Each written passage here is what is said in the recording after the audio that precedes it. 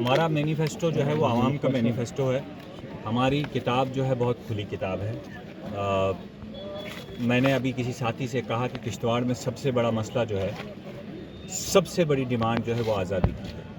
ہم اس آزادی کے لیے لڑنے نکلے ہیں, سر پہ کفن باندھ کے نکلے ہیں, اور انشاءاللہ اللہ تعالیٰ نے ہمت اور طاقت دی تو لوگوں کو آزاد ضرور کروائیں گے. آزاد بی جے پی کے راج سے, بی جے پی کی کرپشن سے, یہاں کے بابوواد سے, بے روزگاری سے, یہاں کا جو آسامی پونجی ہے ان کی طرف سے جو لوگوں کو ایکسپلائٹ کیا جاتا ہے, جو کمپنیاں یہاں پہ پاور پروجیکٹ کی ہوں یا ہائی وے پہ کام کر رہی ہوں ان کی طرف سے جو نوجوانوں کو ایکسپلائٹ کیا جاتا ہے, اس سب سے ہم آزادی کے لیے نکلے ہیں. اور سر پہ کفن باندھ کے, دل میں ولولہ, ہمت رکھ کے, ایمانداری اور دیانتداری سے ہم نکلے ہیں.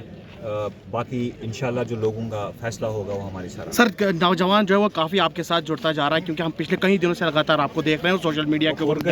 سر کیا بتائیں گے نوجوانوں, یہ لڑائی نوجوانوں کی ہے. ہماری جنریشنز جو ہے وہ تباہ ہو گئی ہے چناب میں. ہم اگر آپ دیکھیں ہمارے جو باپ دادا تھے وہ ان بڑے پونجی پتیوں کے جو ہے دروازے پر بیٹھتے تھے کہ ہمیں روزگار ملے. ان کو روزگار تو نہیں ملا لیکن وہ اس دنیا سے چلے گئے. پھر ان کی نیکسٹ جنریشن آئے جس میں ہمارے چاچا باپ وہ لوگ ان کے پیچھے پیچھے چلے یہاں کے سیاستدانوں کے, کہ روزگار ملے, کشتواڑ کا مسئلہ ختم ہو. ان کو بھی نہیں ملا, وہ بھی اوور ایج ہو گئے, وہ مزدوری کرتے رہے, کچھ دکانوں میں چلتے رہے, ان کو کسی کو OGW بنایا گیا. اب ایک نئی جنریشن ہے, ان کو بھی یہ اپنے پیچھے پیچھے چلانا چاہتے ہیں کیونکہ یہ اپنا کاروبار کریں, اپنے بچوں کے لیے SRO کیس تیار کریں. تو مجھے لگتا ہے کہ کشتواڑ کے نوجوان جاگ چکا ہے, کشتواڑ کے نوجوان کو سمجھ آ چکا ہے کہ آج اگر BJP کے ساتھ لڑائی تو ہے لیکن ایک لڑائی اور ہے, وہ ہے بددیانتی کے خلاف. آج آپ دیکھیں کہ نیشنل کانفرنس کا مینڈیٹ نوائے صبح کی جگہ مجھے لگتا ہے کشتواڑ سرکوٹ میں بانٹا گیا ہے. ایک سوچی سمجھی سازش کے تحت مانڈوالی کر پاڈر سیٹ میں نان لوکل کینڈیڈیٹ کو کھڑا کیا گیا تاکہ وہاں سے نیشنل کانفرنس کو ان کے دوستوں کو فائدہ ملے. ہم نے کافی دن پہلے نیشنل کانفرنس سے یہ آفر کی تھی کہ اگر ان کے لیڈر جو ہے ان کی پتلون گیلی ہوتی ہے تو ہمیں بتائے, میں خود پاڈر سے الیکشن لڑنے کے لیے تیار ہوں اور انکنڈیشنل. وہ کشتواڑ میں مشترکہ کینڈیڈیٹ نہیں لانا چاہتے ہیں, ہم کریں گے. ہم اندروال میں بھی ایک دوسرے کے کینڈیڈیٹ, لیکن آپ بتائیے میں لڑنے کے لیے تیار ہوں اگر آپ لڑنے کے لیے تیار نہیں ہیں. اور کل شام تک ہمیں یہ کہا گیا کہ نہیں, صاحب خود لڑیں گے کیونکہ وہ دوسرے صاحب کو ہرانا چاہتے ہیں. لیکن آج صبح پتہ لگا کہ مانڈوالی تو ہو چکی ہے.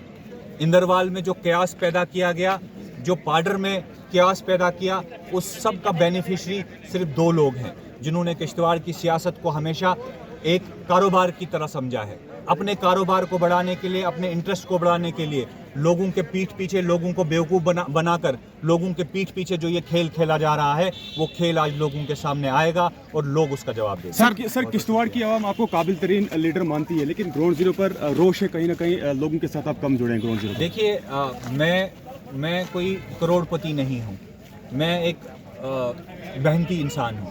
10 سالوں میں یہ ایک نیریٹو آپ لوگوں نے پیدا کیا ہے کہ گراؤنڈ سے کم جڑے ہیں. آپ بتائیے جموں میں کشتواڑ کے لوگ پھنسے, کون نکلا؟ کنہوں نے ان کو نکال کے 10 بسز جو ہے ڈیلی کی بیسس پہ کشتواڑ کو نکالا. جب کشتواڑ میں بنکر لگ رہے تھے کون نکلا؟ جب کشتواڑ میں RSS کے ہاتھوں میں بندوقیں تھمائی جا رہی تھی کون نکلا؟ جب پاڈر میں کوئی زیادتی ہوئی تو کون نکلا؟ جب مڑوا میں آگ لگی تو کون نکلا؟ جب ووڑون میں آگ لگی تو کون نکلا؟ کشتواڑ کے بچے کی باتیں پچھلے 10 سالوں میں آپ چھوڑ کے آپ 5 سالوں کی بات کریے, کس نے بات کی؟ ہم سڑکوں پر نکلے, 7 FIR میرے خلاف رجسٹر ہوئی, میں نے ہر بار پروٹیسٹ کیا. یہاں کس کی زبان کھلی؟ اگر میں یہاں پہ بیٹھنے کے بجائے جموں میں بھی بیٹھا ہوں, کس کی بات کر رہا ہوں, کس کو ریپرزینٹ کر رہا ہوں, کن نوجوانوں کی بات کر رہا ہوں؟ کیا میں نے ان 10 سالوں میں کاروبار کیا؟ ڈمپر لیے, میں نے یہ کشر کھولے, میں نے سکول بنائے, میں نے ہوٹل کھولے, صرف عوام کی خدمت ہی تو کی ہے.